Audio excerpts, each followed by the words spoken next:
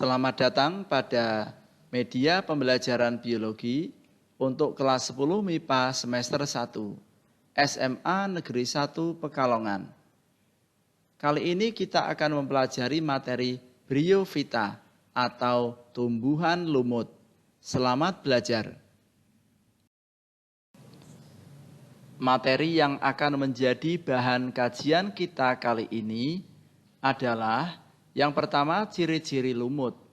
2. Struktur tubuh lumut. 3. Reproduksi lumut. 4. Klasifikasi lumut. Dan yang terakhir adalah peranan lumut. Pengertian Bryophyta. Bryophyta atau lumut adalah sebuah divisi plantae primitif yang hidup terestrial, tidak berpembuluh, berbentuk talus, umumnya berwarna hijau dan berukuran relatif kecil. Pada umumnya, tumbuhan lumut dapat tumbuh dengan mudah di tempat yang basah dan lembab. Tumbuhan lumut bersifat autotrof. Tumbuhan lumut mengalami pergiliran keturunan atau metagenesis dan menghasilkan spora sebagai alat perkembangbiakannya. Tumbuhan lumut sebagai tumbuhan perintis karena mampu hidup di tempat tumbuhan lain tidak bisa hidup dan dapat menciptakan tempat hidup bagi tumbuhan lain. Ciri-ciri Bryophyta. 1. Eukariotik. 2. Multiseluler. 3. Autotrof. 4. Tidak memiliki pembuluh pengangkut. 5. Dinding sel terdiri atas selulosa. 6. Mengalami metagenesis atau pergiliran keturunan. 7. Merupakan peralihan antara Talophyta dan Gormophyta. 8. Akar berupa rhizoid atau akar semu. 9. Habitat terestrial yang lembab. 10. Berperan sebagai tumbuhan perintis. Struktur tubuh Bryophyta. Yang pertama adalah berukuran relatif kecil. Memiliki selapis sel kulit yang beberapa di antaranya membentuk rhizoid epidermis. Rhizoid tampak seperti benang yang berfungsi sebagai akar dan menyerap makanan dari air dan garam mineral. Lapisan kulit dalam tersusun atas korteks silinder pusat yang terdiri dari sel penunjang atau parenkim yang memanjang, tidak mengandung xilem dan floem. Silinder pusat terdiri atas sel parenkim yang berguna untuk mengangkut air dan garam mineral. Pertumbuhan pada lumut yaitu secara memanjang. Susunan gametangiumnya yaitu archegonium dan antheridium bersifat spesifik. Archegonium adalah badan penghasil gamet betina atau ovum dan antheridium adalah badan penghasil gamet jantan atau sel spermatozoid. Daun setebal satu lapis sel kecuali tulang daun yang lebih dari satu lapis. Sel-sel daun kecil mengandung kloroplas. Perhatikan gambar berikut yang menunjukkan talus dari Bryophyta. Talus tersebut memiliki bagian sporofit dan rhizoid. Pada bagian sporofit nanti akan terbentuk gametofit.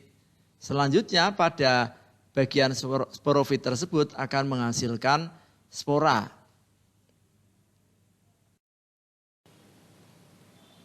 Reproduksi Bryophyta.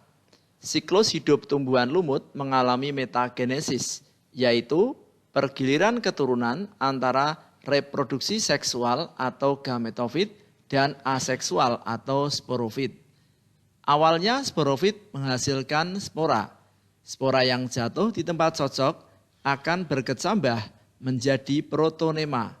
Selanjutnya protonema berkembang menjadi generasi gametofit. Generasi gametofit adalah generasi yang menghasilkan gamet. Generasi gametofit ini punya satu sel kromosom yang disebut dengan istilah haploid atau N.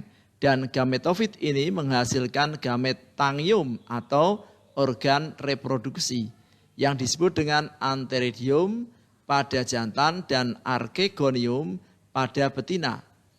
Antheridium menghasilkan sel spermatozoid dan archegonium menghasilkan ovum.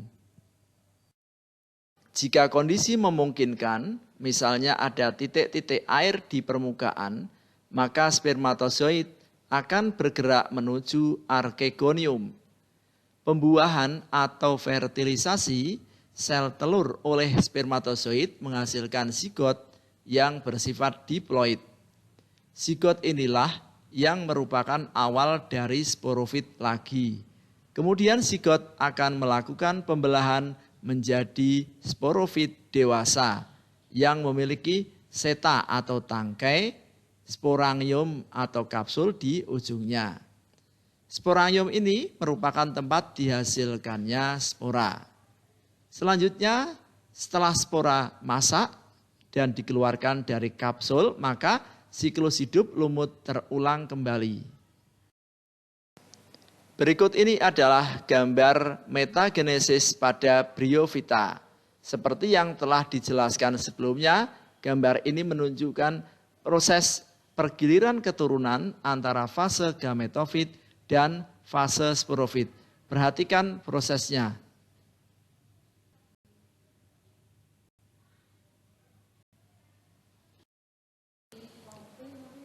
Klasifikasi Bryophyta.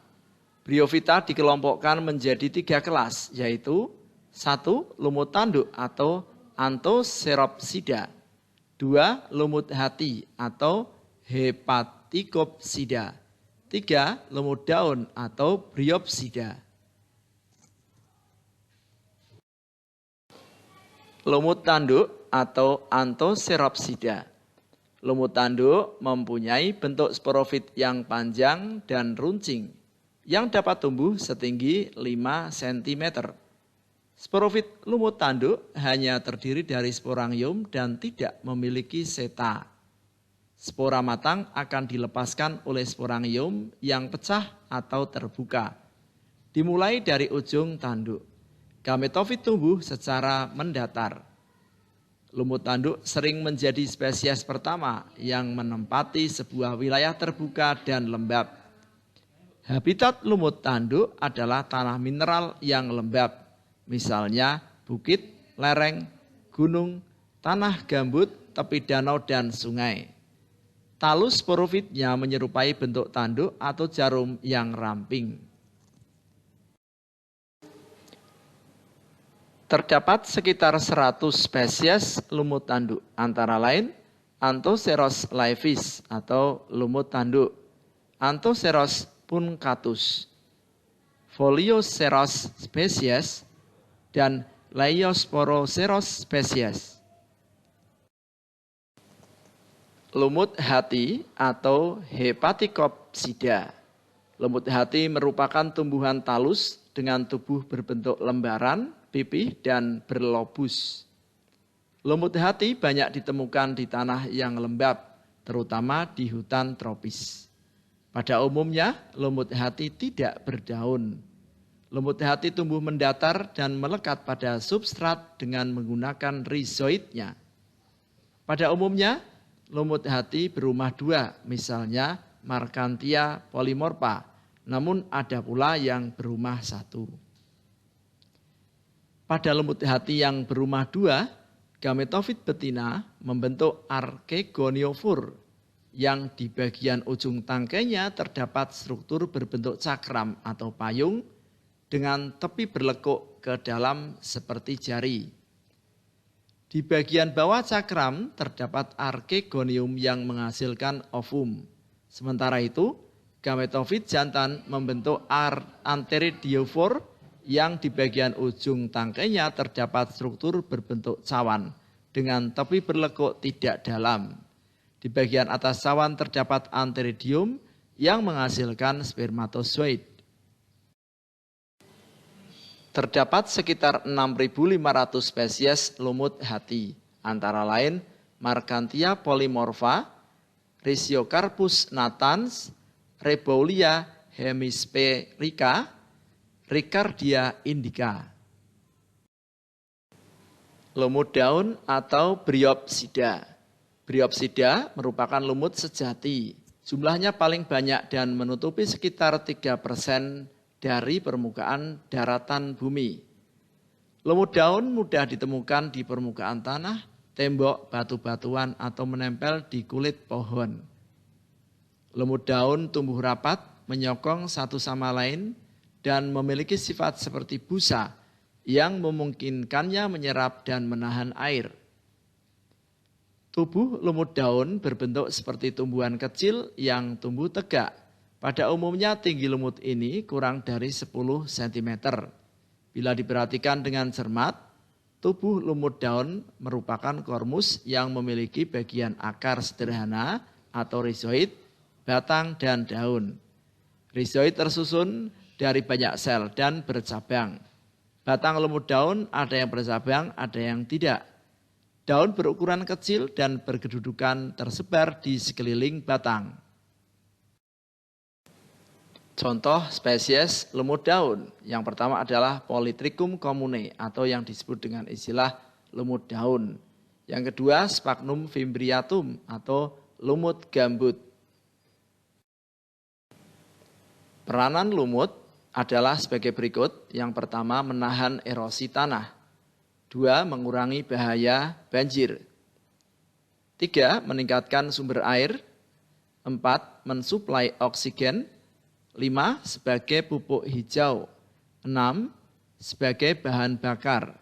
7, sebagai bahan pembuatan obat, misalnya Marchantia polymorpha. 8, sebagai tumbuhan perintis. Dan 9, justru yang berperan negatif dapat merusak bangunan.